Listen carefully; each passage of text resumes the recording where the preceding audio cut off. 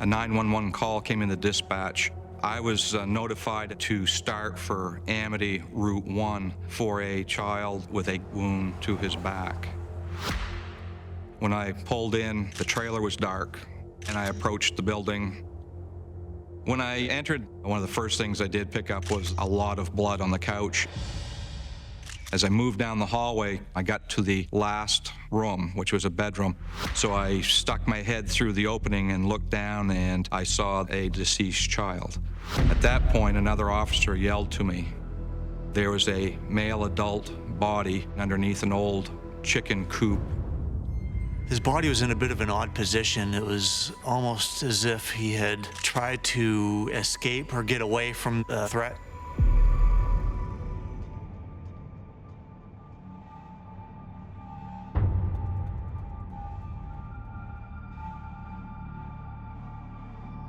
At this point, one of the troopers noticed a third body laying in tall grass right there in the driveway.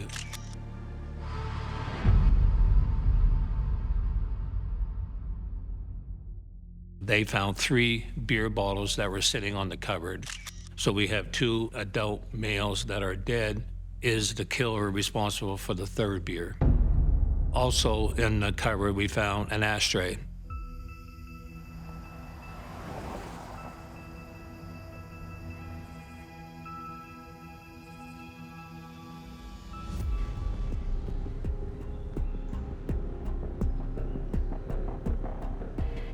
Bob Strout and his wife lived a short distance down the road on Route 1, and Detective Dale Keegan and I knocked on the door and basically told them what had taken place. They expressed that it was a terrible thing and how bad it was, but there wasn't a whole lot of emotion or sympathy, which just came across as odd to me. And when the detectives left Bob Strout's house, they pounded on doors, but there was a lack of leads. Someone had killed 3 people, and we have no clue who did it. A few days into the investigation, we had a caller who described seeing smoke not far from the scene. Investigators went down to that location and discovered the clearing in the wood where Jeffrey Ryan's pickup truck was located and had been set on fire.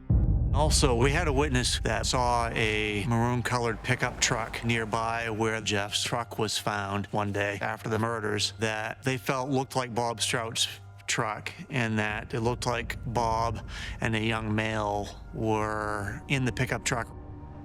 We also learned that Bob Strout left the area after the murder and traveled down to New Hampshire. When we arrived at Bob Strout's house to speak with him, one of the questions we had for Bob was, why did you go to New Hampshire? He said, yeah, you're right. I went down to drop Thane off down there and left him there. This is the first time any of us ever heard of the name Thane. So, obvious question, who is Thane? Bob said that Thane Ormsby was a friend of the family. Thane was staying up here for a couple of weeks, living with Bob, and was up here at the time of the murder.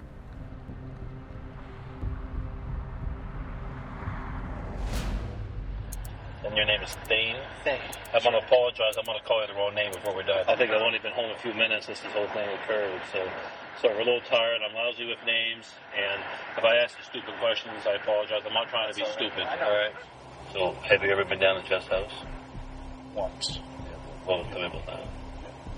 I came down just to ask about work. He could help me find work. And he said he couldn't find me anything, but he had a beer with me. Was Jason there during this time? Did he have a beer too, or is he there? Nope. I never met Jason. Never met Jeff's son. Okay, one of the things that we are asking for everyone that's been up in there, especially who's ever been to Jeff's house and stuff, is to rule people out. So we'd like to take some DNA samples. Would you be willing to give that? Yes. We got the DNA results back within a couple of days, and we were able to confirm that the DNA in that beer bottle, along with the fingerprints on that beer bottle, matches Thane Ormsby. So what about this case here? We'll talk about the beginning here. What type of person you think would do this? No, I haven't given that much thought. But, I mean, cold. Okay. With no love for life. Most people will say a monster would do this. To kill a 10-year-old kid, the guy's a monster. And someone that did it just kind of play, I don't know. I guess I haven't given it much thought. How are you, Bob? Told you we'd probably be back. Here we are. I'd like to talk about Thane a little bit. Oh. How long have you known Thane? Oh, Lord, we've known Thane a lot of years. Do you consider Thane family? I mean, Oh, is that yes. close? Oh, yes. Oh, yes. So that explains coming Oh, to yeah. stay with you. Oh, yeah. That's not out of the ordinary. No. To help. No. What we have learned, Bob, is that Thane is involved in this. All right. There's no sense. I can't take it anymore. I really can't. This is built up enough. I can tell you the truth. Can we talk about it? Come with me. Let's go. Something? Thane came through this path right here with his bicycle, and I'm looking, and he's puffing and panting, and he was all blood all over here. I said, what happened? And he says, I've killed him. I said, killed who? You know? And he says, I killed Jeff Ryan. What did you kill him for? I just killed him. He says, I've killed them all.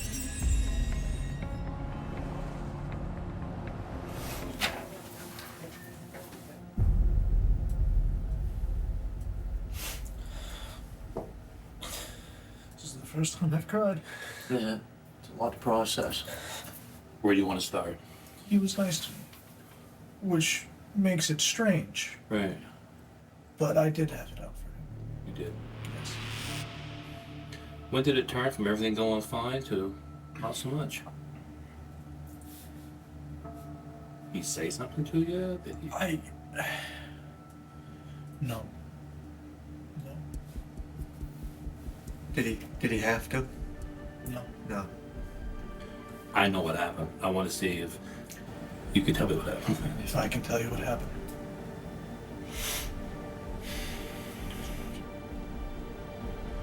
I killed him.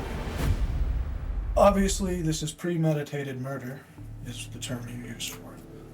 I don't know. Yes, it is. It is? It is. You did you go there planning to kill him? My plan was to kill Jeff Ryan and leave no witnesses and evidence. Okay.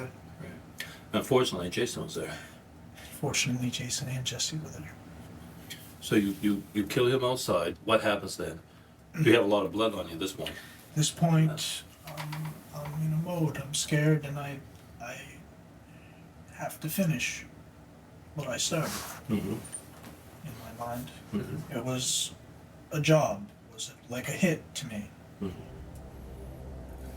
What I'd like to have you do, if you're willing to, would you be willing to write us a statement?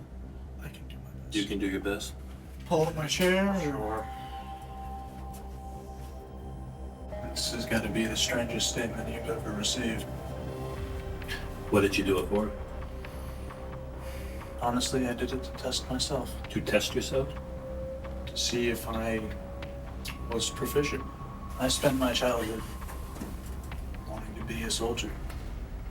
I guess a case like this will always have questions of why. Why would he go down there to kill Jeff? It made absolutely no sense to me. What he did was horrible. It was horrible. But we had accomplished what we wanted to accomplish. We reached the end goal, and the end goal is for him to confess to the murders. Good luck to you. May God have mercy on your soul.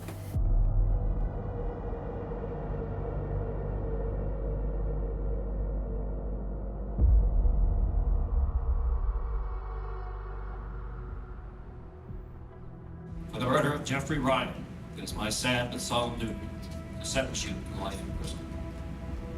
For the murder of Jesse Ryan, it is my sad but solemn duty to sentence you to life in prison. For the murder of Jason DeHaan, it is my sad but solemn duty to sentence you to life in prison. Thane was convicted. He gets sentenced to 3 consecutive life terms, plus 15 years for the arson. As far as justice for the victims, you can't bring them back. And they were robbed of their lives, but their family members were robbed of their future.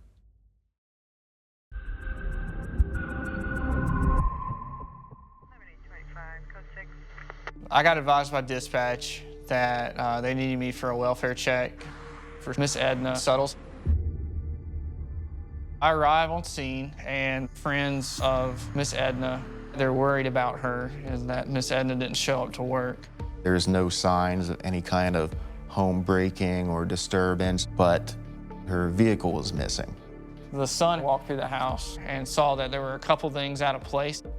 He also informed me that she had about $50,000 worth of jewelry that was missing.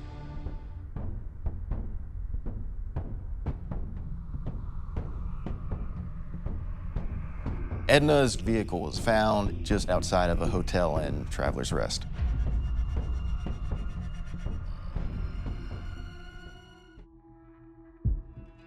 We're able to see Edna's vehicle arrive at the grocery store parking lot, and we see this man.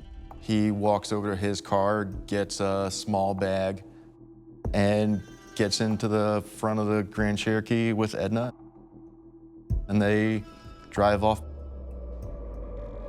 Investigators later observed a white male arriving in Miss Suttle's Jeep and backing it in a spot behind the hotel, and then wipes the vehicle down. Normal people don't wipe down a vehicle like that unless they're trying to conceal their identity.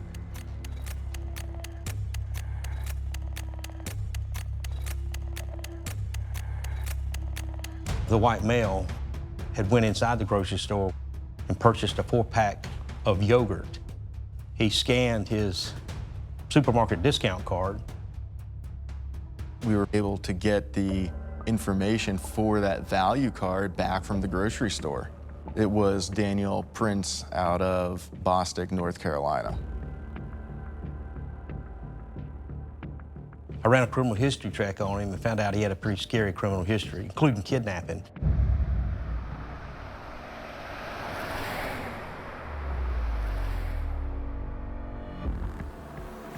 Why am I here? I'll talk to you about August 27th, 2021 of this year. Do you remember where you were at? Not specifically. Where do you think you were at? I do a lot of home remodeling, home repairs. Where's your jobs in South Carolina taking you? Actually, I was down to Travelers Rest, but I don't know if it was Friday or Thursday. I know I'd been there earlier that week. Okay, so specifically the 27th. I think I was down there on the 24th. So Why what are we... What you're telling us is that's not you on the 27th? Food Line parking lot? I don't think so. That's not you? That's me. Where's that? Food Line, August 27th, 2021, 9:23. Okay. Here's y'all in the hotel parking lot. Okay. Yeah? Oh look, you're walking around the car. Yeah. You wipe the entire car down, or you getting back into your car and driving away? Look, man. Where's Ed? I don't have a clue. We need to know. Listen, Dan. Mm-hmm. Where is Ed? I don't have a clue. Dan? Dan, please. Her family is desperately looking for her. I dropped her off at her house. It's not making sense. I mean, you're the last person to be in a vehicle you wiped out of a lady that's missing. That sounds really up. It does. It does. That's why we're here. I took her home. I dropped her off and I left. It's obvious that he knows a lot more about what's going on. So what we decide is to end this conversation, to gain more evidence, come back and re-interview him. Yes.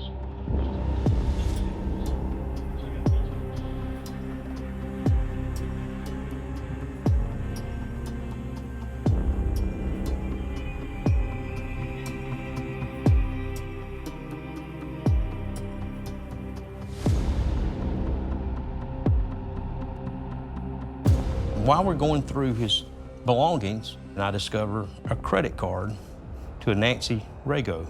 It seemed that Prince made himself the power of attorney for this lady. We found that she had told people that she was going to go live with Mr. Prince, and they were going to live off the grid and move away together. Further investigation revealed Ms. Ragos hadn't been seen since 2017. We were able to see her Social Security be deposited into her accounts, and the very next day, that money coming out of the accounts at an ATM near where we knew Prince to reside.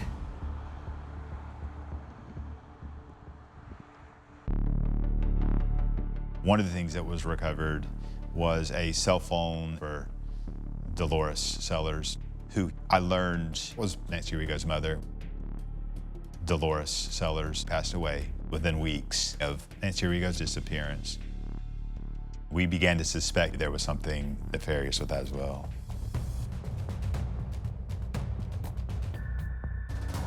They found some jewelry that belonged to Edna on the property of Mr. Prince. Then a B-box was located, set a little bit back away from the house. And when they looked inside, they found Edna's car keys. And also they found the yogurt cup. The yogurt we knew he purchased at the grocery store.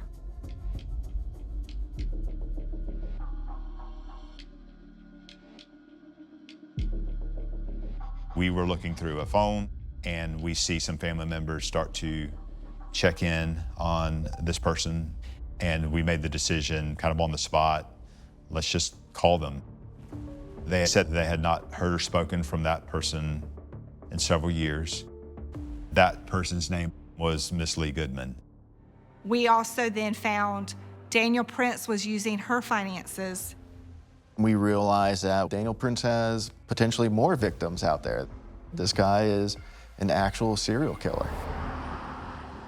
There were some other things found at your house. There was quite a lot of stuff found in your B house. There could be a million explanations for some of that stuff, and I don't want to jump to conclusions. And if there's something that happened that you didn't intend to happen, let's talk about it. If you tell them to turn that off, I will talk to you a little more freely. The video recording was turned off. So I talked with Greg and made that. Okay, let's put it this way. A person I was very good friends with wanted to do something to put someone basically out of their misery that was very closely related to them. That's one body. That person started having an extreme amount of guilt over this and decided they were going to go tell what had happened. That's the second body. He's clicking off in his hands about different bodies. The second body that he's talking about is Miss Nancy Rigo. We believe the first person he's talking about there is Miss Dolores Sellers, Nancy Rigo's mother. There's a third body that I did not kill, that a person I was trying to help out. And I knew that they'd be getting Social Security disability for the rest of their life. So I got rid of said bodies, for example, so that I could continue to use the card. That individual there he's describing is Miss Goodman. By any chance, while he's getting all this squared away, can you just help me get that closure for Edna's family? Not until I have this. I clam up like a clam if this doesn't go federal for everything. He wanted life in a federal prison, and then once I agreed, he'll then help us with the investigation, kind of reasserting control, which is what he wanted throughout this case.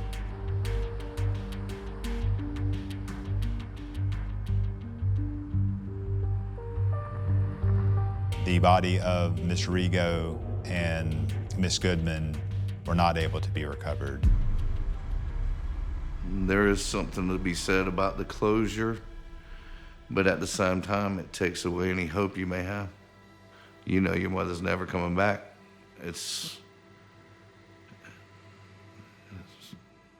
I can't even put it into words the way it makes you feel.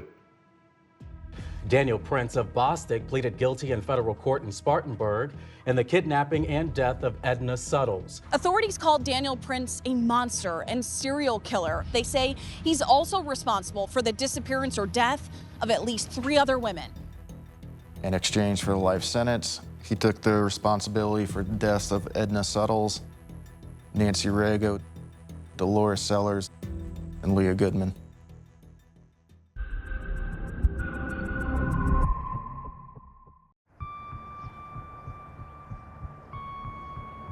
How you holding up? Feeling better? Haven't slept, haven't ate, but yeah, I'm not. Yeah. This is Officer Coates.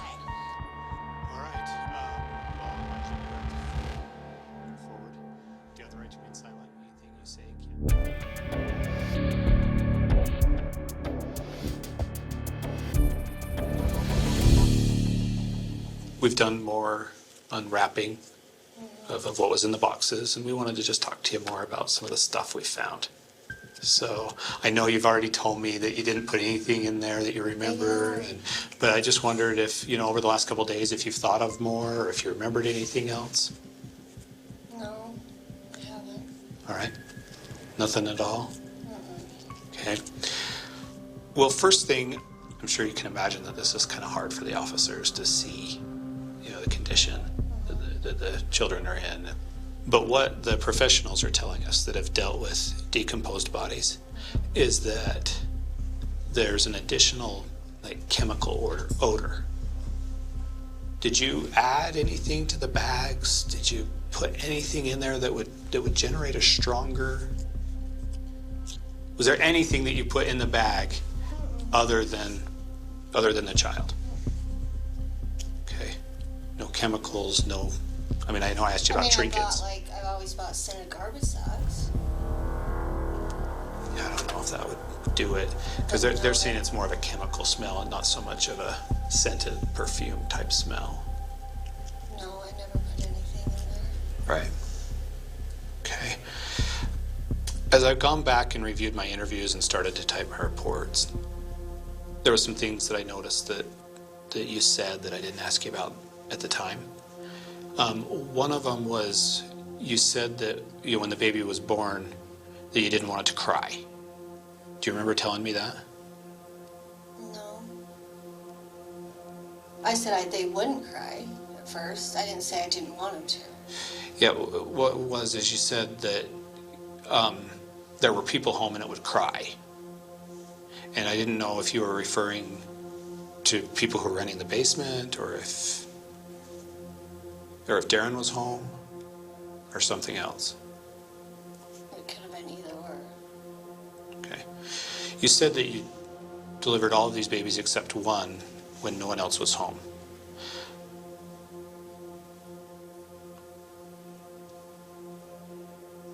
Yeah, no, two. I can't think on all of them, but I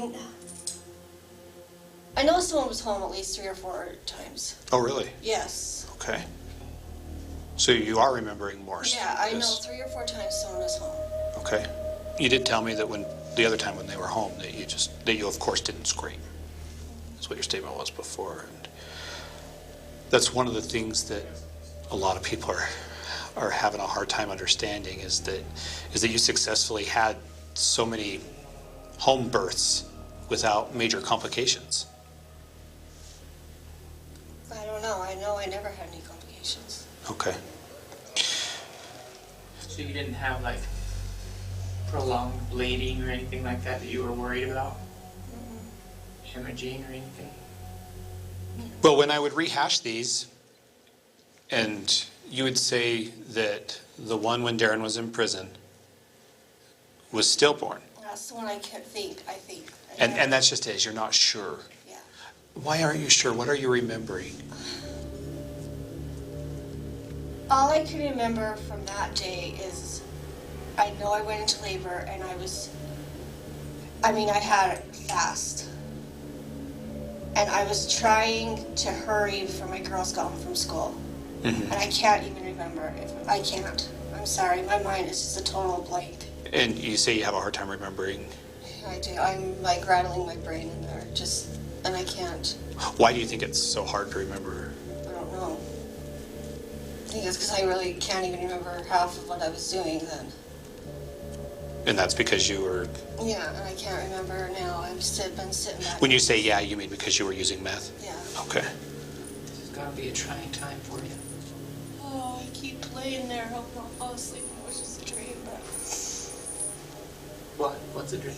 All this. Everything I've done. I'll lay there and just close my eyes and just hope I don't wake up. I don't know, I've got so much running through my head right now. Sounds like you feel shameful. I don't know, I've always just felt like that. I've always just felt I'm not even worthy of being alive. And I don't know why. Another question that's come up is, if you were ashamed, why didn't you get on birth control? I don't know. Did you think about it? was on it for a little bit. It made me sick like the first time I took it, and so I just stopped taking it, and I never even thought of it again.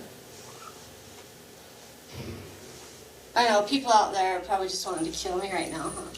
I wouldn't say that. They're looking for answers. They want to understand why and the how. And we might not ever know how. But the why is, I don't know why. Well, it sounds like you've told us that it's a combination It is, of it's a money, combination. drugs, and shame. Would you say that's fair to say? Yeah. Did you want to keep any of these babies? Yeah, I did. And I don't know, like I said, my mind, I was just messed up in drugs and got scared, didn't know what I was doing, and then, I don't know how it happened so many times. I don't have an explanation. Well, it's out, and I know I did wrong, and I know I should be punished for it.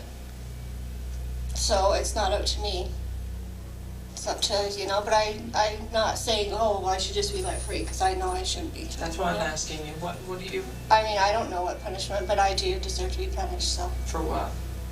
For what I've done. So, it's up to the judge and God, not to me.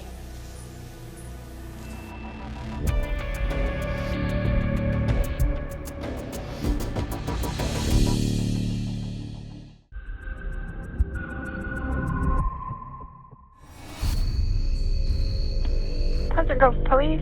Oh, yes, ma'am. Can I have an officer come to this address? And your name? My name's Darren West. I just found something in my garage. I think it's a miscarriage. Can you be more specific? What do you mean by a miscarriage you found? I have no idea. Just please send an officer up here. It sounds like you may need medical. It's been wrapped up in a plastic bag that stinks. Okay, what is it? It's a little baby. The dispatcher came across the radio. She said that the complainant on the phone had just located a miscarriage of some sort in a box.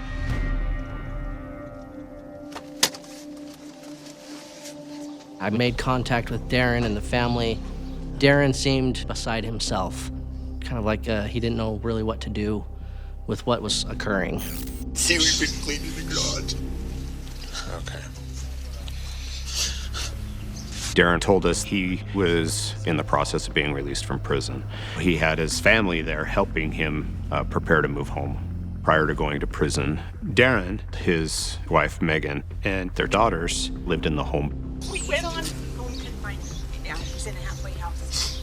And we've been cleaning out the garage. I'm trying to get, because I've been gone for so long. And Anyway, there was a box over there. It was all wrapped up. And he says, what is this? Darren relayed to the officers that he called Megan, and Megan had told him that it was his baby that she had after he went to prison back in 2006. Officer Abeg called Megan on the phone and spoke with her.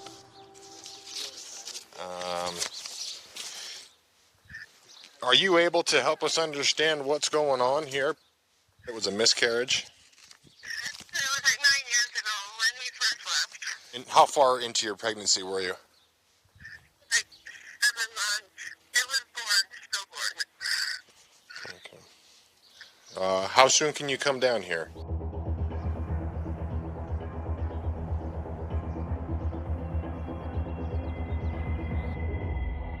Well, you know why we're here, what we're here to talk about. Just start at the beginning and tell me what happened. Well, we were doing drugs a lot. That's what he was in prison for. I got pregnant right before he left, and I really didn't know because I thought it was just stress and stuff.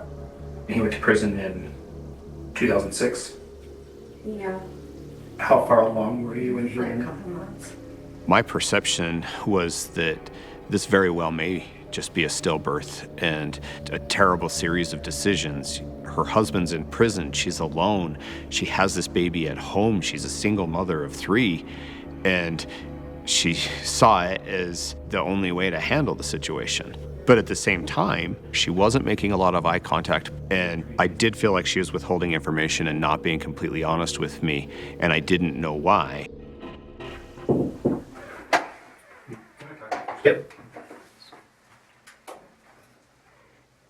There was a knock at the door, and it was an investigator who asked me to come out of the room. That investigator told me that while conducting the search warrant at the house that they had found a second baby. We have investigators in the house right now. They found a second baby.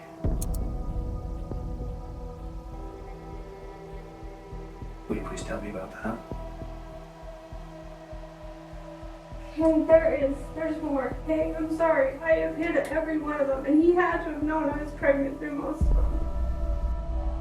Okay, so how many do you think will we find in the garage? 4. All right. Okay, just a minute. I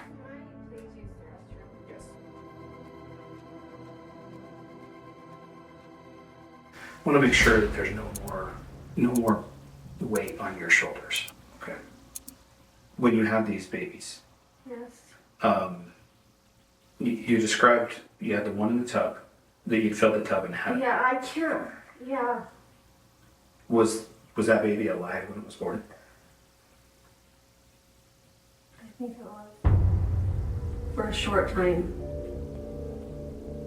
What happened? Well, you'd think if I had a baby in the house, I just cried, so it would, Mm-hmm.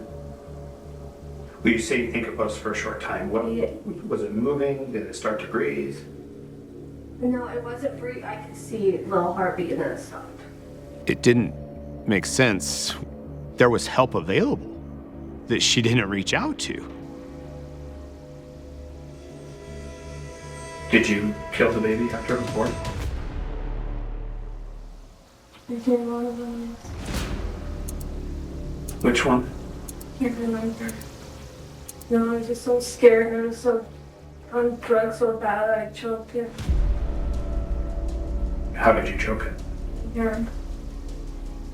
Do you think all 4 of these babies were alive when they were born? I'm pretty sure one of them wasn't.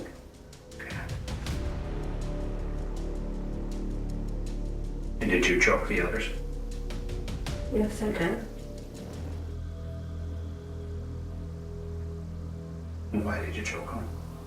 I don't know. Scared, I was in shock. Have you ever told anyone this? No, I've never told a soul.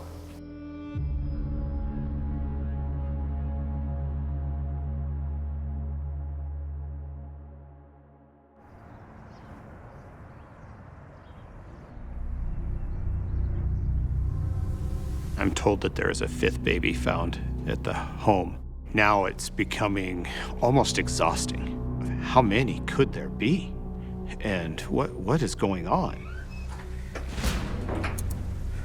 Right, Megan, I'm really happy with how far you've come, but I'm concerned that you haven't told me everything. How many do you think there possibly could be? Honestly, I don't know how many. 4 I can think of, but I don't. Okay. They are up to 5. And so now that there's 5, are you still only certain that one of them was dead when it was born? And so the other 4 were alive? There could be more. Like I said, I can't remember a damn thing. How many do you think there would be?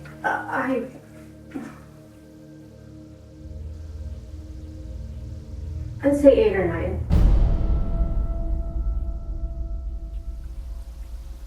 And you're saying Darren never knew? No, when I told you, only me. I've kept this to myself for 18 years.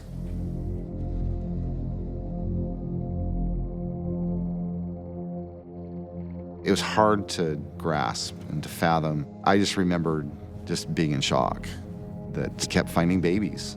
6 and then finally 7, and it was horrific.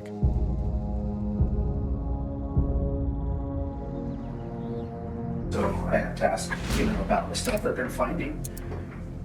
They're up to 7. Like I said, they're all in the garage. And you said you were certain that only one was stillborn. And that you strangled the rest. Yes.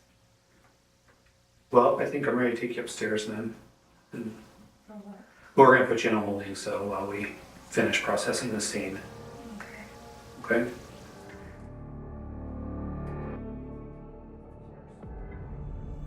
She was only charged with 6 because she maintained that one of the babies was stillborn.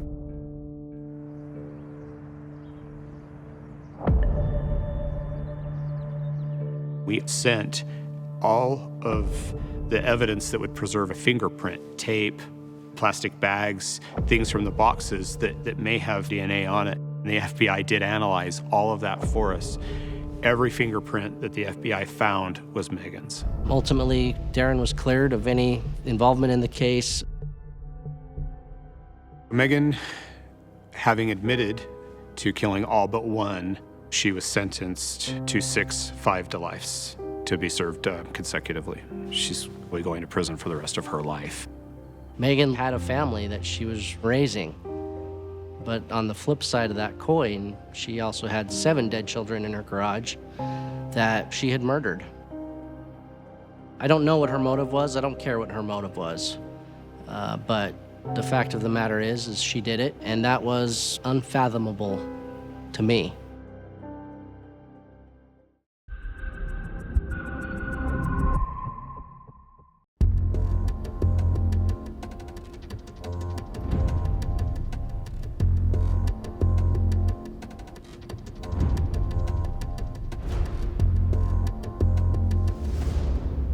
The last time you saw Shannon was when? I don't even know. Like the end of February. Okay. You have no idea what became of her? Where she ended up? I do not. I have said this to everybody. So, when I told you the other day at your house that some people who were acquaintances of yours said that you burned her things up. Okay. Okay. Now, I don't understand how, like, acquaintance of who exactly means. Because I don't know anybody that she personally knows. people who know you said this, that you burned your things up. Are you being serious right now? I'm not fooling with you, man. You're 100% serious. I would not make right this now. up. Alrighty then. Wow. Alrighty then. Something is wrong here. You did not burn things up. I did not. Okay. Did you, at any point, take a freezer to a house in Camel? I did not. So you didn't go to Kenny Eschenbaugh's house with a freezer, with a padlock on it and put it in his basement? I did not. I'm trying to figure out how all these people that are not her friends, they're people that you know, are saying this. It's kind of too many people now. The thing is, I don't do anything but work and sleep. So when somebody tells me that they're even remotely talking about me or saying anything about me at all, it kind of baffles me. Okay. Because all I do is work and sleep, work and sleep, work and sleep. Okay. And I talk to my mom. I don't talk to a lot of people. Okay, well, we had this guy that's some kind of acquaintance of yours, lives up the street from you, who says he went with you to burn some things. And they were burned at some people's house where all the people were home. And they're all like, yeah, it's Anthony. But now I have a freezer with a body in it in a guy's house who says, you know, Anthony brought this freezer over here and we opened it up because we thought it was weird. And we're really kind of hoping that it's Shannon. This is Because if it's not, then this guy says you brought a body to his house and it's somebody else and Shannon's still missing, then what are you, some kind of serial killer? So we're hoping it's Shannon. This is some that you're telling me. Yeah. And I don't really believe you, but I have no choice but to believe you because I'm sitting here. No, we don't do this for We no wouldn't reason. make it up. We sure wouldn't arrest you for this not having happened. Right. You know what I mean? Obviously. So I basically got all these fingers just being pointed at me, and Yeah. now there's a body involved. I'm trying to tell you, like, if I'm trying to tell you I don't know what the you're telling me, then obviously, I mean, excuse my language, but Okay. if you're trying to tell me all So- these fingers are pointed so at listen, me, and I'm telling you- supposedly went to this house and supposedly put this thing in this guy's house, this is insanity to me. It really is. So I'm trying to figure out where something might have, like, I'm somewhere telling you, might have went wrong. I'm telling or- you that 4 people who know you said you burned her up, and now 2 people who know you said you brought a freezer with a body in it to their house. And I just got done telling you I don't talk to a lot of people. Okay. Like at all. 4 Like, people I saw- can count the amount of people that I talk to in my Anthony, hand. 4 people saw you burning her, and 2 people said you dropped the freezer off at their house with a body in it. Did you hear what it said? I'm hearing what you're Okay. telling me. All right. So I don't care who you talk to and what you do with your personal life. Why would I do something like that is my I have point. no idea why you would do something like that. None. I've got a few ideas. I even got a few ideas that you didn't do something like that. But you know who did. But that's something I would like to hear from you, that I wouldn't put in your mouth. I've learned that inside your apartment there was some blood, which don't really look too good right now when this girl's missing. I would like to The know. only blood that I can possibly think that you might have found in my There's a lot of apartment is reasons. mine. There's a lot of reasons why there might be blood in your apartment. But when you add that onto the fact that these people saw you burning some shit, and when we went through it, figured out it was hers because her bracelet was in there, and when you add in that these other people who know you have a freezer in their basement that they say you brought over there, it kind of, we're past the point of no return on this thing. It would be very interesting to me to find out how you came upon a freezer with a body in it. That would be very interesting to me right now. It would also be very interesting to me if that's Shannon in there. It's a bad thing to say, but I'm hoping it is, because if it ain't, then I gotta wonder what do I got here. If you got a freezer with a body in it and it ain't hers, what the see what I'm saying? So I got a lot of questions, and none of them are good. But Apparently. But when I say, like, when you look me up and you say you try to learn everything you can about me, right? Right, yeah. And when I say, what exactly have you learned about me this whole time? I live a pretty simple life. Well, it's actually a little bit complex. You have an apartment that was your missing girlfriend's apartment that you're still living in. It used to be ours, but yes. Yeah. You have a half a house that you're paying for that you don't live in, that you don't keep nothing in there but a freezer that just happens to have your dead ex-girlfriend in it. So it kind of looks bad. I don't have anything in that house. We literally have Not no anymore. furniture, No, yeah, nothing. not anymore. No, it's been moved. Yeah. The freezer's, well, we have it now, but it was in Camel. We never moved nothing in that. Okay. Like, we had nothing in there. The landlord put a couple things in there, like stupid furniture or whatever. Aside from that, nothing was in there. All we did was just simply get an apartment ahead of time so we had a place to lay our head. You know? Okay. My lease is up in September. Like, I gotta make sure I got a place to stay. Do you remember the part where I said that you brought a freezer with a Camel with a body in it? Well, we're talking Do you about remember when I just told you We're that? talking about it. We're like way off the beaten path of what we're really talking about here. There's a freezer with a body in it in Camel. The guy that you do music with says you brought there. It's impossible because I didn't do no such thing. And then 4 other people that know you say you burned up some when we went through it, we found Shannon. And that's impossible too. You know what I mean? This is up. It's I kind need of to make a phone call.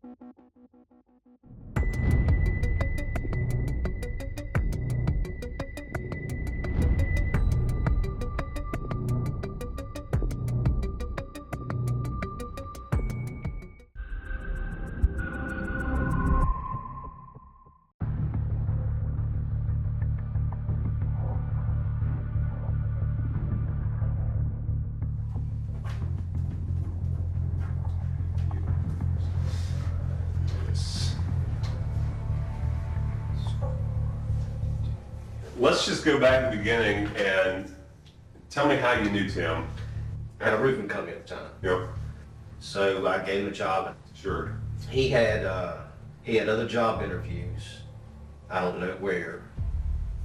I don't remember, man. It's been I know it's been a while. long time. How long was it here in town? Because you said he stayed with you. I don't even think it was a week. Okay. You know, I don't remember, but it wasn't long. Okay. It wasn't long. So he did roofing with you for a couple of days. And you said one day you left for work, he didn't come with you, or what? No, it was evening. He worked with us that evening. Okay. And I had gone out that evening, I don't know, it wasn't long. I think I was back before dark, so I'm assuming it was summertime, I don't know. He was gone that evening and didn't think a big deal, but all of his clothes were gone. Okay. And just assumed that he had gone to South Carolina for his job interview. Sure. He didn't leave me a note. No, He didn't call me. Okay. I didn't know where he was. You said the SBI came and talked to you. Do you remember when that was? No, but they called me to an office in Wilmington. I went up there and talked to him. Do you remember what they asked you up there? Not exactly. Okay. Forever. Do you remember being polygraphed? Mm-hmm. Okay. Do you remember anything about it, like what he asked you or what he said? No. So just looking back through the case file, we had a copy of the polygraph and we were looking at it, and I called up that examiner that actually ran it back in the day. And the polygraph showed the questions it asked had something along the lines of, did you have anything to do with Tim's disappearance? Do you know anything about Tim's disappearance? The results showed that you were being deceptive during the polygraph. Well, that's not what they said. Well, I'm just telling you what the report said. And then I called the polygraph examiner up, and he said he didn't remember that you were being deceptive with it. Is there any reason it would have shown that you were being deceptive? No, and that's not what they said. He said he just couldn't determine one way or the other, basically. This is why we're here. We know what happened. You're the only one that can tell us why it happened. We've already presented the case to the district attorney's office. We've already taken out the warrant, and we're beyond what happened. This is your chance to tell us why it happened. I don't have a clue what happened to that one. Look, you're more than welcome to stick to that story. I'm just telling you it's not going to work for you. We've been doing interviews with people that did not want to come off of the information, but the information they all gave us all matches up, and it all matches the original case file. I don't know what day. Well, I would like you to tell me the truth so that we could show that you're being cooperative with us now, and that you could make a statement to let us know why it happened. We know what happened. We know about the luggage rack that was on top of the car, having to wash the blood out of it. What car? What luggage rack? You guys had a luggage rack. I didn't have a car to begin with. I know I had a truck. Right, but your family had a luggage rack at the house that stayed propped up against the back shed, and you used that to transport Tim's body.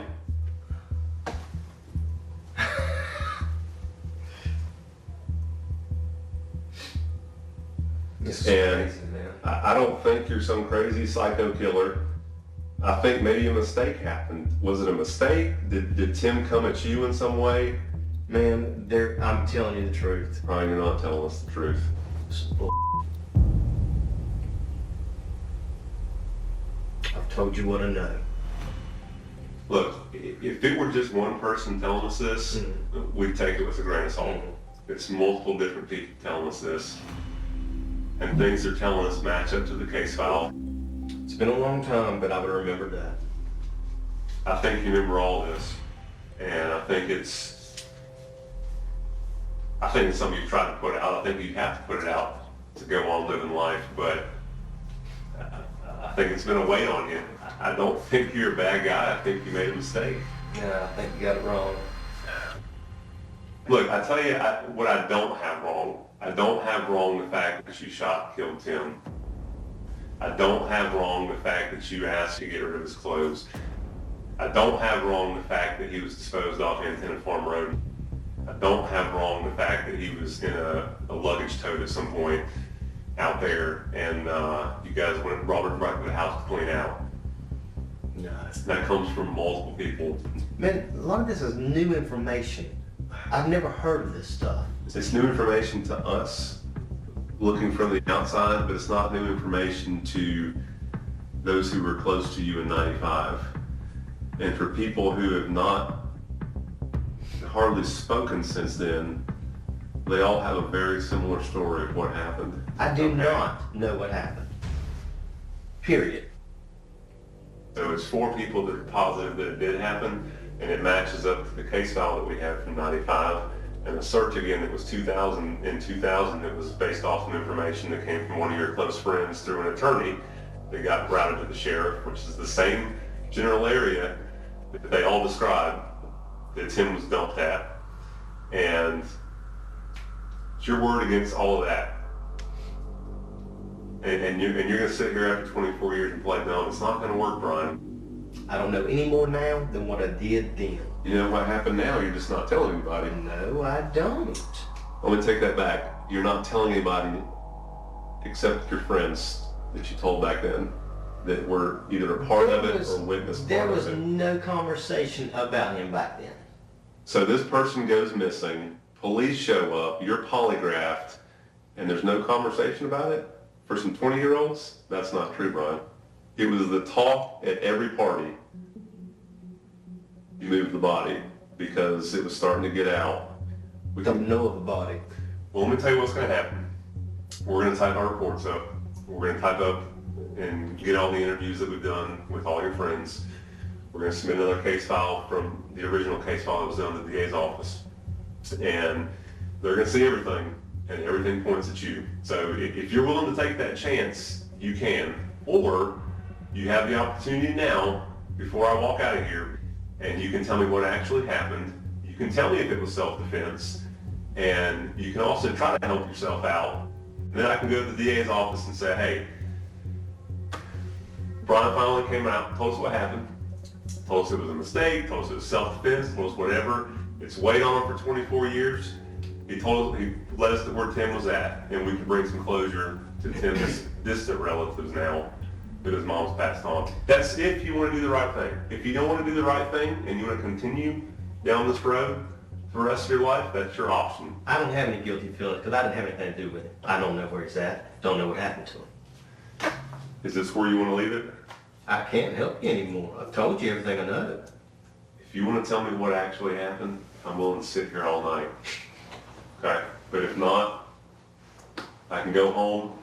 We can transport you over to jail, get you processed. Well, I guess that's do it then, because I can't tell you anything else. At that point, I can't make stuff up.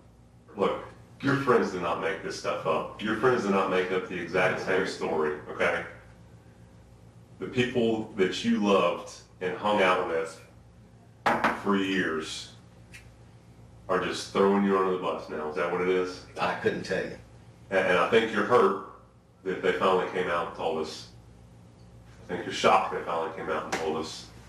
No, I think some people are guessing. I think some people are making stuff up. I'm not seeing it.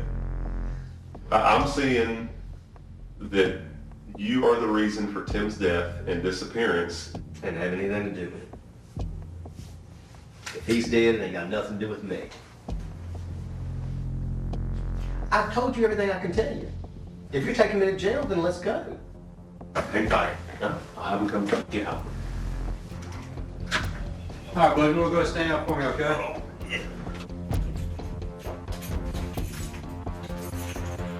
You ready?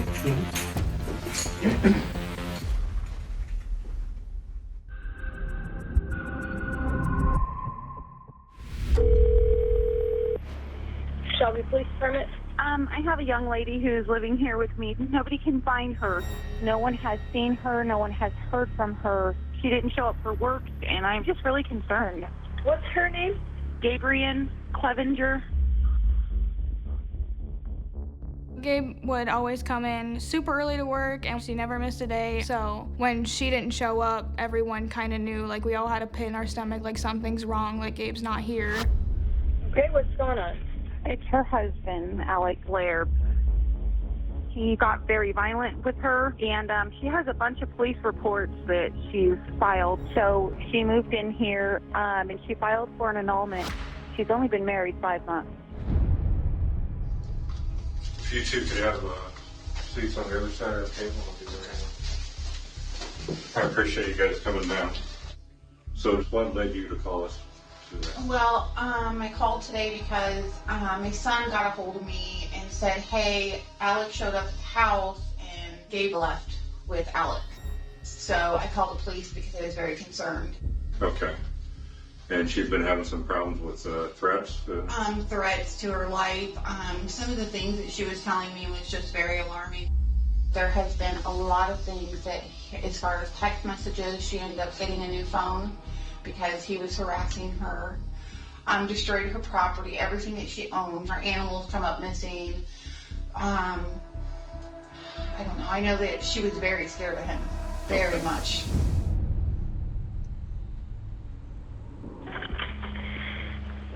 Shelby Police Department.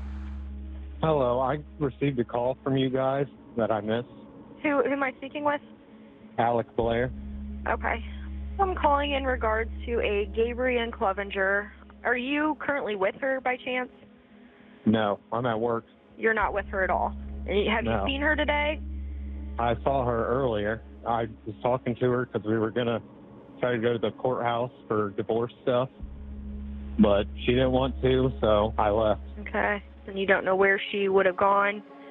I don't know anything about that, no. Okay.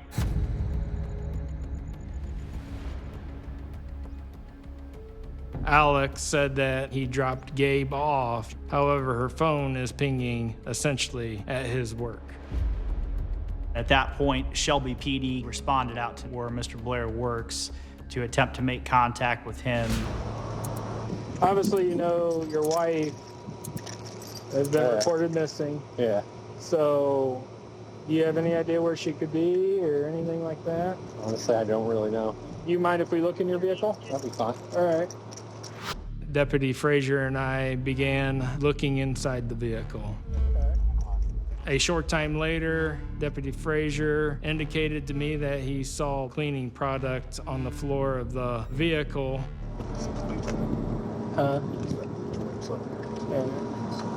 And the vehicle appeared to be wiped down quickly. Have you been cleaning in here lately, or? No? Okay. Why don't we just have a seat in the back of my car? I just wanted to ask you a couple more questions, all right? I walked over to Alex's vehicle and immediately noticed the large amount of blood along the frame of the seat. Dude, there's the blood. And in the stitching of the vehicle. What's going on with all the blood and stuff? It was honestly my friend. Bloody nose. All up in the seat crevices and all over the place? Yeah. You had it really bad yesterday. At that point in time, I asked Alec if he would go to the Shelby Police Department to continue to be asked questions about Gabe, and he agreed. How you doing, man? Good. Sorry to keep you waiting. Oh, you're on. Officer Turner. Okay. Tell me a little bit about yourself and then your relationship with your wife. Well, she was telling me that, she wasn't happy because a lot of stuff had to do with me. So I would have anger issues. Okay. From childhood. And sure. If my anger, I would punch the wall or maybe throw something. Okay. That would be my type, getting out my anger. Right. So when's the last time you saw her? This morning, actually. Okay, tell me about that. How did you see her this morning? Why did you see her this morning? Because I wanted to go to the courthouse so we can figure out anything with a divorce, how much it's going to cost, all that stuff. And she didn't really want to at first, but I was trying to talk her into it just so we can get it all done and over with. Okay. And then when I did get her, we went to the car. I started going for a little bit, but she just wanted to try to start arguing. I really wasn't in the mood to argue just because I was tired. We got to the point, where I did hit her. Okay. And then I did turn down where the golf course and everything, and towards that dead end. That's where I left her. Okay. All right. She starts bleeding real bad. And that's the blood that's in your car right now. Right. It's not this other made-up friend that just had a nosebleed. Okay, it's her blood. We got that. Was it one punch or was it several punches? I don't know. I just kept kind of just going. Okay, and this is all in the car. Yeah. Then what happens? That's when I take her out to the cornfield. Okay. And you leave her there. Yeah. In my mind, I'm thinking, okay, maybe there's a chance she is still alive. The highest priority needs to be, where is she at? We need to get to her and help her before the situation becomes worse. We'll do one thing at a time. Okay? Just grab your legs around a little bit. Pull up this thing.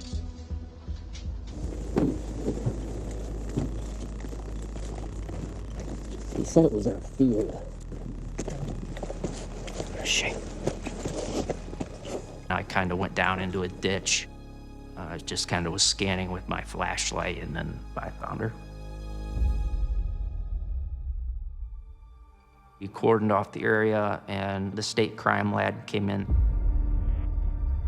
We learned that she had been stabbed 14 times.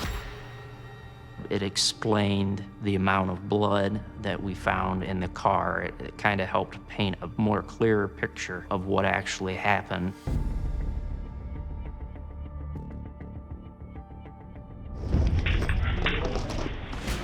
So she was here there, Alex.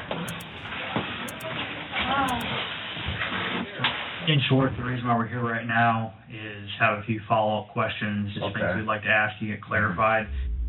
So, one last big piece of the puzzle here, you're not being honest about the manner in which she was killed. Right. So you agree with me, we're not being honest about that. Yeah. How did you kill her? Just picked her up, went to my house on Taylortown, where I was going to grab my lunch and stuff.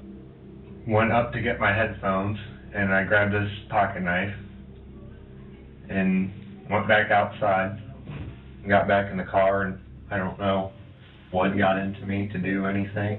I didn't want to do anything, honestly, to her at all. But then, you know, when she was answering the questions I was trying to give to her, it just kind of blacked out, and I decided contemplating, honestly, with that. Contemplating hurting her? Yeah. This pocket knife you had, did you stab her with it? Yeah. Okay, how many times did you stab her with it? Honestly, I couldn't tell you how many times.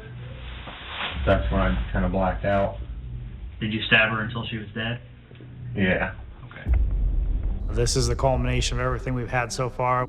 We've got him to confirm it with the magic words, I did it, I stabbed her to death.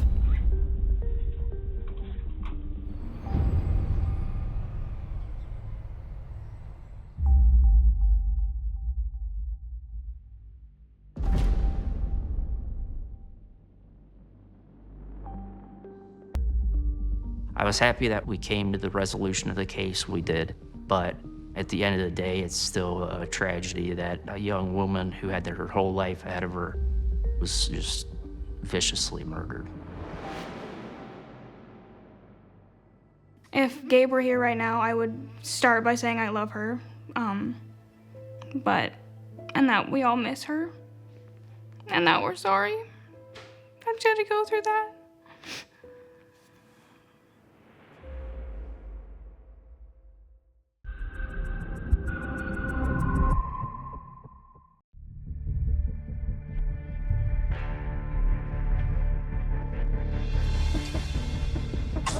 Police! Stay on me. Clear. Clear. Got blood in the kitchen, blood down this hall. We got one down, shell casing on the floor.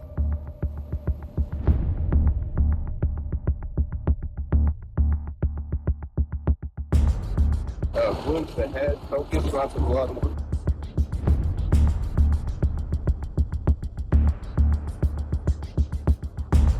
We felt like John was the mastermind of this situation and paid Jesus to go out to Rowlett and kill Laura, and that James was most likely the driver.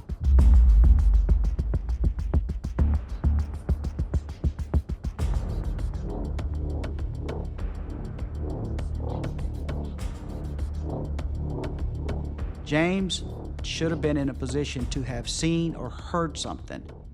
We needed to know what he knew.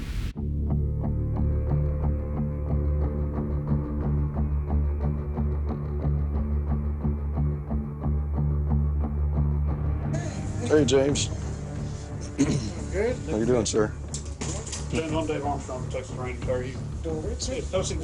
This is the first time I actually seen it in real life. I only saw in the Texas Rangers. Oh, yeah. Walker. Okay. Yes, sir. Yeah, that's right. That's right. Yeah, I remember back in the day I heard about in the Western, they have the marshals, the sheriffs, and they'll send 10 sheriffs or 10 marshals, and it took 1 or 2 Texas Rangers. Right. Well, they have an old saying. You ever heard the old saying? One riot, one ranger. Yeah. The governor, if there was unrest in part of Texas, the governor of Texas would send 1 Texas Ranger to quell the riot. That's back in the Western days. Oh. Yeah. Yeah. Back in the day. Yeah, it's got a lot of tradition, a lot of history. James seemed to be very intrigued by the Texas Rangers. He knew from the very beginning that once we brought the Texas Rangers in on this investigation, James knew that it was a very serious situation. I think the thought of that scared him, knowing that there's a possibility that if he told us what happened, he could spend the rest of his life in prison. But it's not just Rowlett PD that's involved in this. You can see we've got state officials involved. We've also got federal agencies involved in this investigation as well. So, I mean, it's a big thing. I know. There's some pretty important stuff that's come up that we want to talk to you about and see if you can help us understand that a little bit better. Maybe give us some insight as to what's going on with that information. Jesus has a problem. I'll tell you that. Okay. He's lying to us, and we know he's lying to us. Kind of want you to understand that, as well, what we're looking at here. And Jesus has some major problems right now. And some of the things that were found on his phone are pretty incriminating. Okay, there were several recorded phone calls that we were able to pull off of his phone that took place between him and John about this murder. Okay, and I actually have one of those that involves you that I want to play for you so that you can hear what they're talking about. Okay, John and Jesus were on the phone with each other all day long that day. So we found this phone call, and obviously it raised some questions about their conversation. And I want to see if you can kind of help clear this up a little bit for us. You understand, we want to find out who took Laura's life. Mm-hmm. And so that's why we're here, because it appears that we may have something that can help us. The first guy that you're going to hear on the phone call is Jesus. Okay, and you can hear John on the other end of the phone. They still haven't released it, James. How do you know? Because he hasn't called me. He hasn't called you? No. Hopefully he didn't tell us. No, I mean, no. I hope not. He was with me the whole time.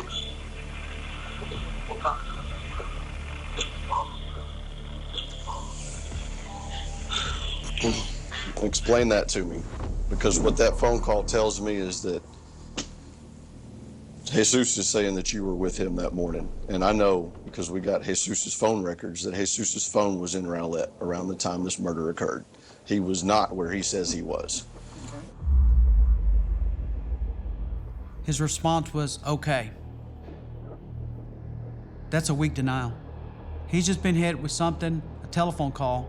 He's very important information, and he has that weak response. But he's stressed out, because if he had something that could clear him, he would have presented it. At that point, we didn't know whether he took an active role or whether he was just a witness to what occurred. But we knew that James had some type of knowledge that had John and Jesus worried. And on this phone call, he's telling John that you were with him the entire time, okay? And John is awful scared about what you were going to tell us that day. Did you hear what John said? Mm-hmm. John said, hopefully he didn't tell him how. So what that tells me is that if you didn't do this, you know who did, and you know how it happened. That's all we want from you at this point. If you have knowledge of this, now is not the time to hold that in a murder investigation, because this phone call, my friend, puts you in the middle of all of this. I understand that completely, sir. Okay. And I will take a polygraph as soon as possible as you want. But I don't know why he said that. I know I was with him after he picked me up. But otherwise, I don't know any much more. What this tells us is that John knows you have knowledge. Yeah. And that's why I was looking. I have no idea what he means by that. I wish, like I said, I'm ready to take a polygraph for you, sir. Told you I'm trying to be on my P's and Q's. I'm not trying to get nowhere near anything like this. I think at this point, James is just scared. We definitely believe Jesus to be a more violent person than James. So we weren't sure at that point if somebody was threatening James, told him not to say anything, exactly what his reason was other than, being scared. The only other thing that we could think of at that point as to why James wasn't being forthcoming. Has anybody threatened you? As far as John, Jesus, anybody of that nature, have you been threatened not to say anything? No. Is there anybody that you're scared of? No. If you do, tell us what you know. I don't know anything to be able to tell you. I've told you everything. I've been completely honest with you from beginning to end. This is a big surprise to me right there. Well, yeah. It's a problem for you, is what it is. I can see that. And remember, Laura got shot to death. Your mother with 3. That is not right. Nobody has the right to take another person's life in that manner. With everything that's going on with that phone call. I know that. How do we explain that phone call, James? John and Jesus are clearly nervous. You can tell that by the breathing in the call. You can tell that by the tone of voice. You can tell that by the way John's saying, I hope he didn't tell him how. So that gives us an indication here that if you didn't do this, which I don't think you did it, okay, I'll tell you that right now, I don't think you did it. But this phone call is a problem and makes the things that you've told us in the past seem like you're hiding something. And they know you're hiding something by this phone call. They know that you know something. There's a difference between knowing something and doing it. And lying during this type of an investigation can get you in even more trouble on a separate end of that. I don't want you to do that, James. I mean, that's not why we're here. Okay, we're here to find out what it is that you know, because this phone call is going to be a big problem later on down the road. I see that. And I want you to get whatever it is that they're concerned about out right now. You need to be concerned about yourself right now, not anybody else. This phone call right here potentially puts you looking at what's going to happen the rest of your life. So I don't want you to hold anything back. And if you know something, I've got to know that so that we can get this thing solved and figured out, and the person that did actually pull the trigger held responsible. Because I don't think that person is you. Am I right? You didn't pull that trigger. I don't. We wanted to keep putting pressure on James to let him know that it's in his best interest to tell us what he knew at that point, because we didn't believe that he was the one that actually pulled the trigger. Yes or no? You didn't pull that trigger. Okay. So who did? I've told y'all. Why would John and Jesus I don't. That's why it bothers me, and now I'm actually angry about it. But I have no idea. That that had nothing to do with that ruins my life. He recognizes both voices as Jesus and John. He understands the subject they're talking about, and it's going to ruin his life. So he's acknowledged all the things that we see, and he's not ready to confess. Don't let them ruin your life. I don't know. Don't let them ruin your life. Do not. Look, that phone call clearly says that they are worried about what you're going to share with us. Now, this is the deal. When Jesus gets picked up, I do not want him to come in and tell his story first, because God knows what he's going to say. And I don't want him to put it on you. He's on the run right now. He knows what's up. So they did have something to do with this. That's where the investigation is going. Yes, sir. Things like this don't just happen at random. Okay, this was an inside job. Laura was the target. Those kind of murders don't happen in that neighborhood. Laura was the target. This was an intentional act, and she was the intended target. There was no mistake about what was done that morning. There was no burglary of the wrong house. There was no robbery or anything of that nature. This was set up. There's another situation. If you know that felony occurred, you have a duty to report that felony. Okay? You got to remember, we want who took Laura's life, and we do not believe it's you. But you were in a position to know something. You know, everybody that we've talked to has told us how nice of a person Laura was, how friendly she was to everybody.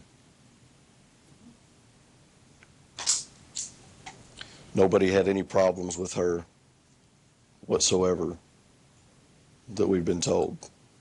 She didn't have any arguments with anybody. Nobody was mad at her. She didn't owe anybody any money.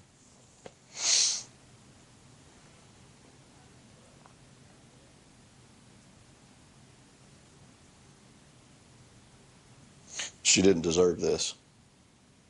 No one does. Nobody does. The way this was done was very cold. And make no mistake about it, that was the intended outcome of their actions that morning. I've told you everything that I've known. I've gone over this with y'all several times. It seems to me, honestly, I see that's very bad. You're questioning my story now. I've helped y'all as much as I can. I've tried to do as much as I can for y'all, and I hate this. It pisses me off, but this makes me look so bad, and there's no way I can explain that.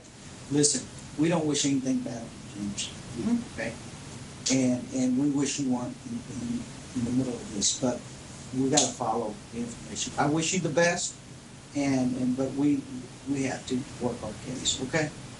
All right. We're going to get you back. Good luck to you.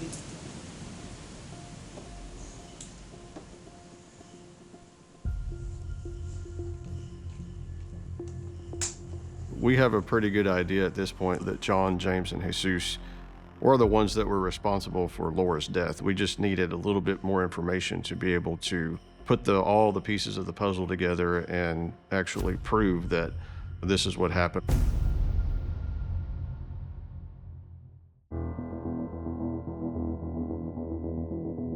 Once Jesus was on the run, in contacting multiple people that were providing us and assisting us with any information that we were looking for, we were able to get a tip that he was in Florida, and we provided that information to the United States Marshal Service, who tracked him down in Florida and took him into custody and brought him back to Dallas County.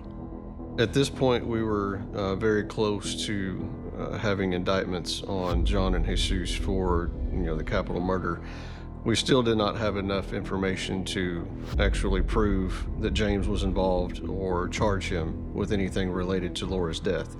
It was very frustrating for us because we knew that he had knowledge, and that only grew as the investigation continued.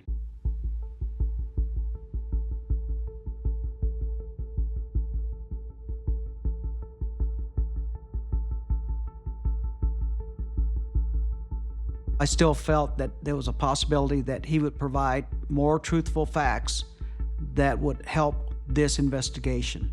I also want to let him know that it's still an active and ongoing case, and we've made progress. Now we're moving towards a conclusion to Laura's death. James, how you doing? You hanging in there?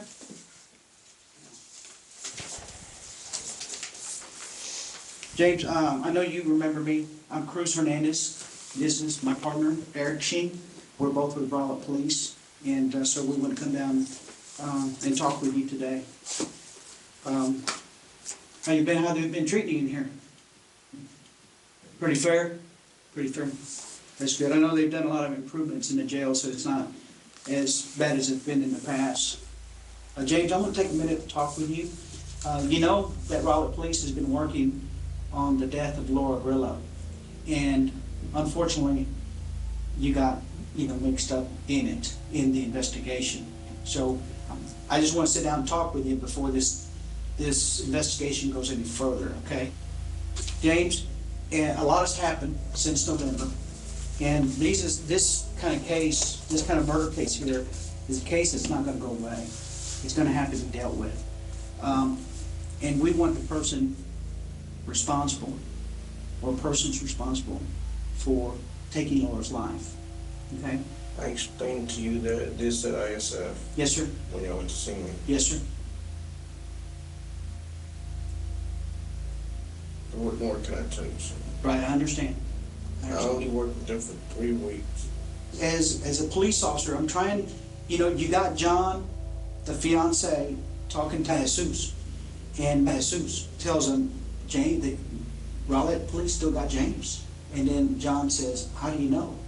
Jesus says, because he was supposed to call me when they released it. And then you know what John says?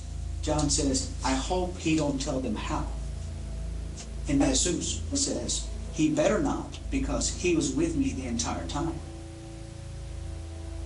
Do you remember that call we let you listen to? I remember the call, and I went over with you. Yes, sir. And James, listen, I'm not trying to frustrate you, okay?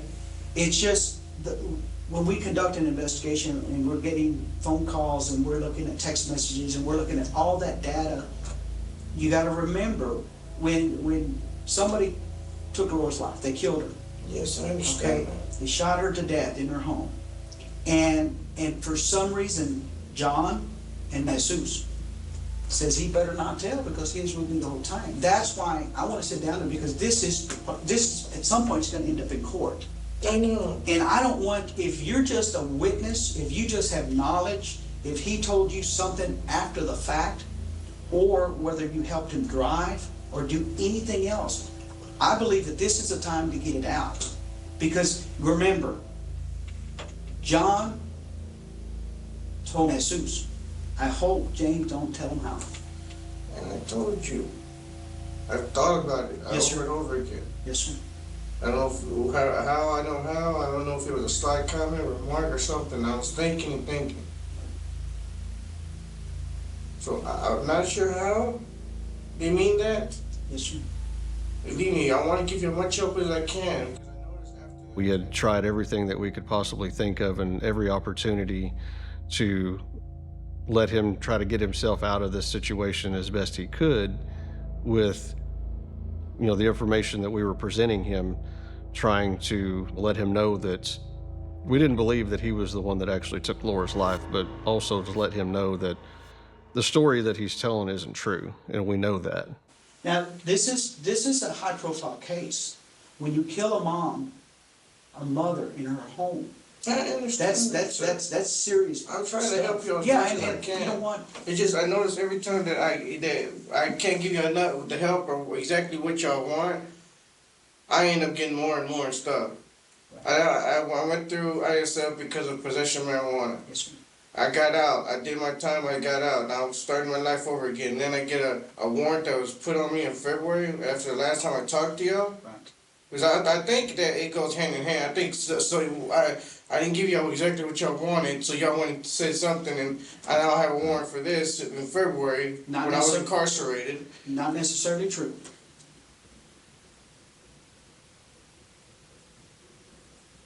Your name is in the mix of this murder investigation. Of course, Rowlett talks to Dallas, and Dallas talks to the court, and you know, so we talk to probation, everybody. So when you get noticed like that, I think that's what's happening. You're getting a lot of attention right now because your name is in the middle of the murder investigation.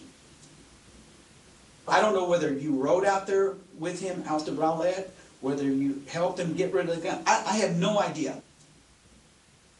Did you ever see Jesus with a handgun? I've heard of it. I've never seen it. Okay. What did you hear about it? Handgun for the house. That's it. Jesus had a handgun for the house. Okay, but you never saw it. I never saw it. I thought he might be boasting or something. Like you said, people just talk noise. Yeah, right. Sometimes people talk noise. You know we got Jesus. Oh. We found him in Florida.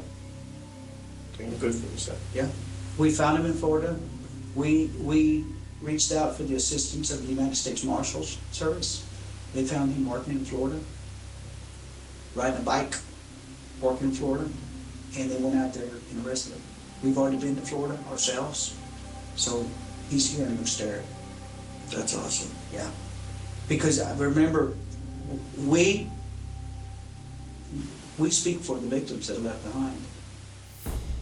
When I did tell James that Jesus had been picked up, it had two reasons. Number one, I wanted him to know that he was in police custody, that we were going to clear this case. And I also wanted him to know that because if there was any concern for James's safety, sometimes in some witnesses, it can give them the comfort that they need in order for them to provide truthful information that can help the criminal investigation. Let me tell you this. Jesus didn't do you no favors. You know what? I heard something from somebody in ISF, and it made me mad because these guys were joking around and everything. And he made this remark. He said, "Why do 10 when you can give it to a friend?" I heard that, and it made me think about what's going on there. This is the deal. If you're telling me the truth, and you really do not have any knowledge, you did not participate in any way in the murder of Lord Grillo, you didn't help him drive, you didn't go with him and just sit out there and be the lookout, you didn't help him dispose of any evidence, gloves, guns, clothes, okay? Then you have nothing to do with this. You know, I always say it's a big difference whether who your victim is. You know, I guess people, if you're out there in a high risk, you know, let's say you're buying drugs and you get robbed and get killed, that's bad. But you're not living a low risk lifestyle. So when you got a mom killed in her home after dropping off the kids to school, that's a really bad thing. And that's why it gets so much attention. Because you would think a mother would be safe in her home. But there's no doubt, you gotta remember, I have a mom too. What's wrong? You have a mom too? I worry about her all the time. Your mom lives in Dallas, right? I don't mean this in disrespect, but if something were to happen to your mom, you would want the Dallas police, the equivalent detective group in Dallas police to, how do you say, thoroughly investigate and leave no stone unturned to find out and bring the people responsible for taking your mom's life. And that's the only thing we're trying to do. And I know you're in a tough spot, and I recognize that. And that's why when we sit around the office and we discuss this case, and they say, James knows. Well, I said, we don't know what he knows. We don't know whether he was there. We don't know whether he was told afterward. Now, but you got. I'm trying to explain the phone call, and that's why I came down and talked to you, because I know this is all going to end up in court, and I don't want there to be any surprises. Please, I beg you, do not withhold any information in regards of the murder of Laura. So that's the question. Friday, November 13th. The account that you gave us, we've had time to think about it. Is there anything that could explain the phone call between John and Jesus? I explained that call to me once. I have no idea what they're talking about. And you have no idea why they would be concerned for the knowledge that you have. It frustrates me and it makes me mad in a way. If people think I know something, I don't. And because of that, it makes y'all think I know something and I don't, and I have to go through this over. I know, I understand. Believe me, I wish you weren't mixed up in this. I know it's a mess. He is consistent in his denial. And even as we confronted him with facts that we knew, like the recorded conversation, he continued to deny, and he stuck to his denial. The plan was, at the time it was determined that the Texas Ranger we were working with was going to bring in a specially trained Texas Ranger so that he could join our team and re-interview James.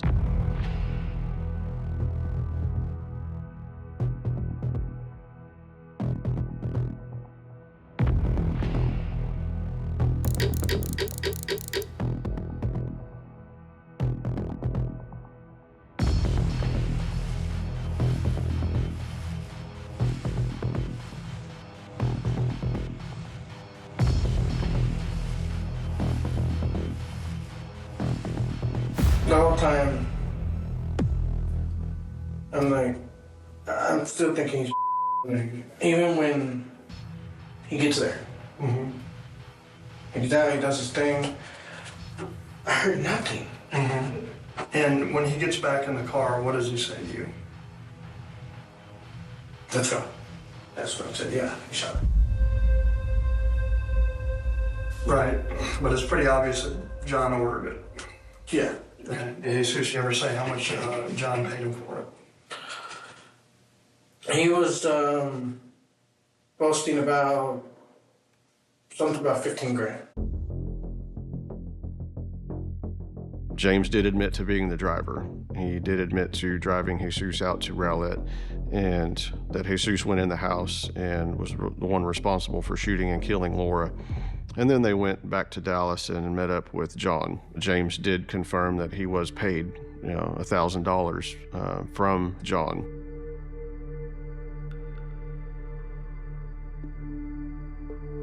I think that Ranger Holland let James know that we had figured it out. James provided additional information. He not only confirmed what we already knew, he told us what we didn't know.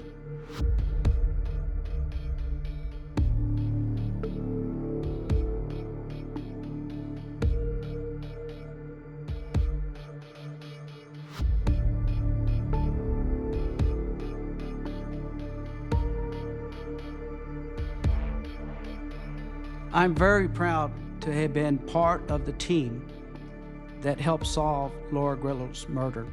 No mother should be in danger and murdered in her own home. They had been planning this murder for months, and they believed that they had a plan that was going to work. Luckily, in this case, we got justice for Laura Grillo, and we got closure for the citizens of the city of Rowlett, that these murderers were not left at large, and they are now in jail.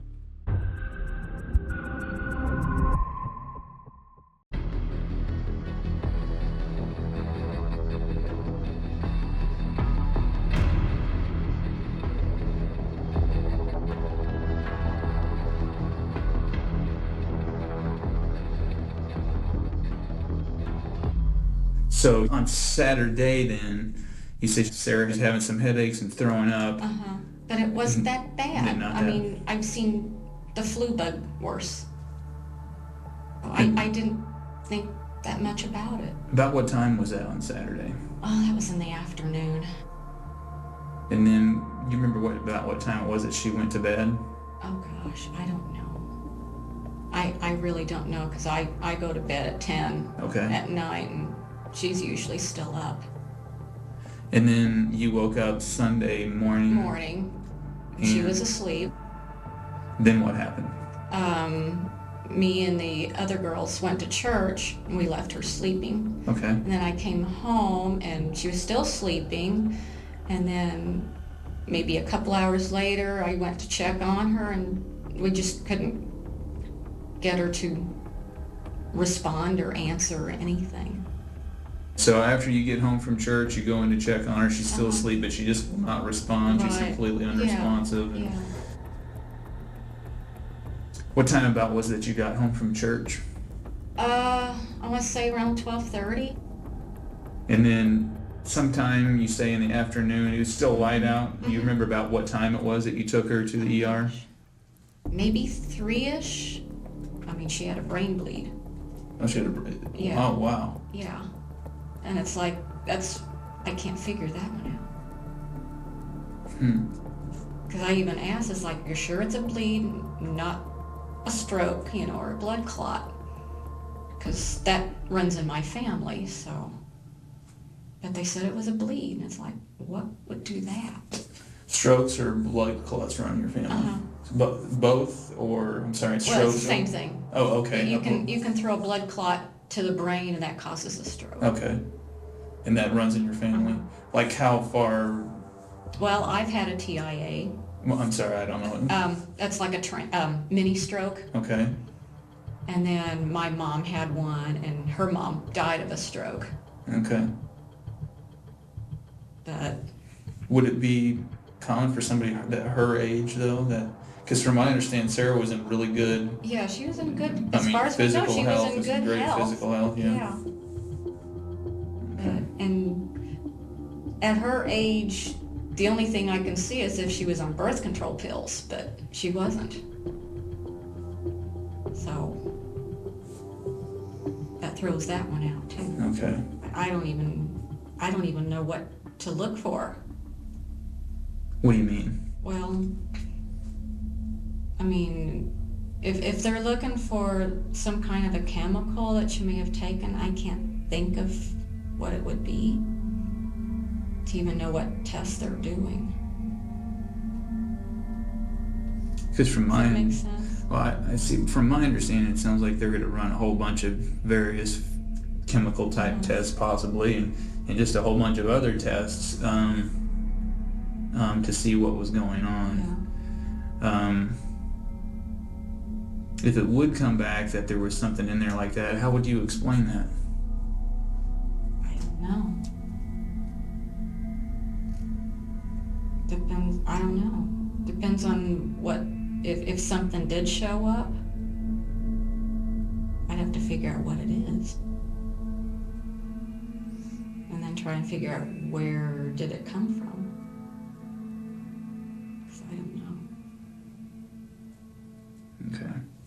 What was Mark's life insurance policy like? He only had 20,000. That was it. Okay. How about Sean? Sean only had 15. What about Sarah? Sarah only has 15, I believe. And you were able to get the money from Mark and Sean's, correct? Mm-hmm. Okay. And what did you do with that money? With Mark's, we were able to move into a better neighborhood. Right. How about Sean's? With Sean's, I haven't even... Right now, it's still in savings because I haven't quite figured out what to do yet. Okay. With some of it. What were your plans? Some things I'm thinking more of just paying off bills. Okay. What about Sarah's? If she passed, what was going to... I have no clue. Oftentimes, there's cases that come up that are similar to this, where people are harmed, by other people, and there's always a reason. If somebody was to harm if their deaths were because of something like that, if somebody was to harm them, why do you think that would be? What would be the reason for somebody to want to harm them?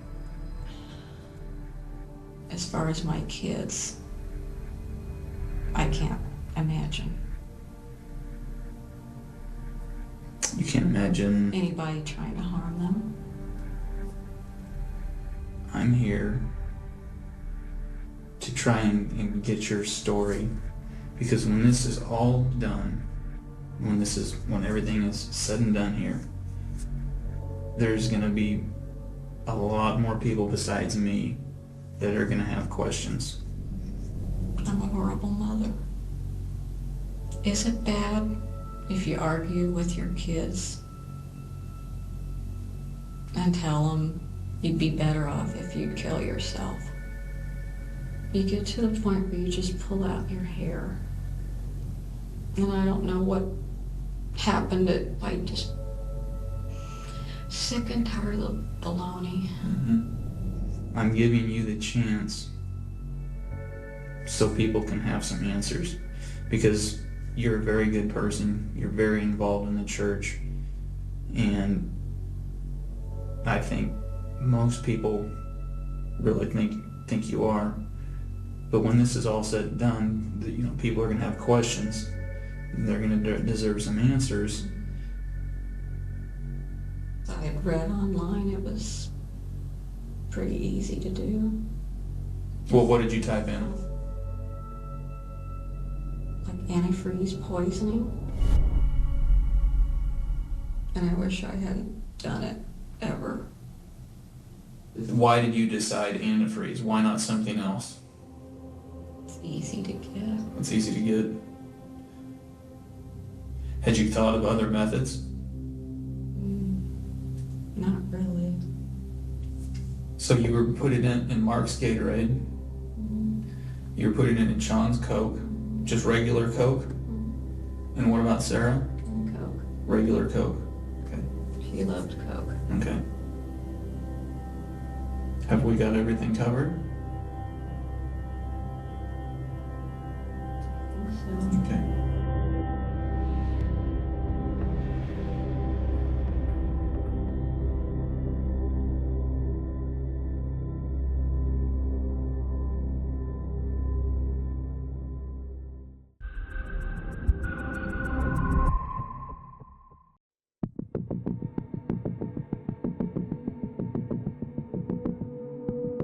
Because I don't know where this is going to go, because we're looking at a very serious case, I'm going to read you what your rights are, okay?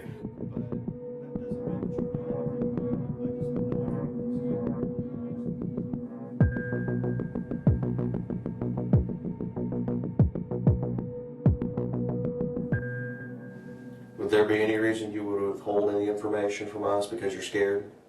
Withhold? No. Okay. Because the information that we have is that there was a conversation that you were present for, and Daniel admitted to shooting Phillips. No.